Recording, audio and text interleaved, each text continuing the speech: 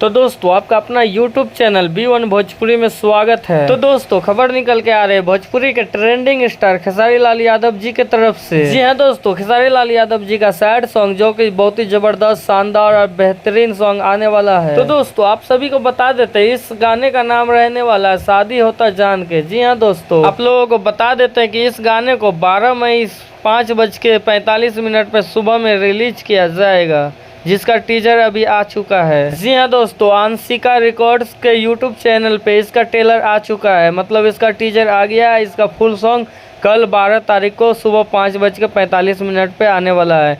और दोस्तों इसमें आप सभी के बीच नजर आने वाली है यामिनी सिंह और खेसारी लाल यादव। और दोस्तों इस गाने को खेसारी लाल यादव और प्रियंका सिंह जी मिल के गाए हैं। तो दोस्तों ऐसे में ये वीडियो आप सभी को पसंद आता है तो वीडियो को लाइक करें, नीचे कमेंट करें, शेयर करें, सब्सक्राइब करें। धन्यवाद।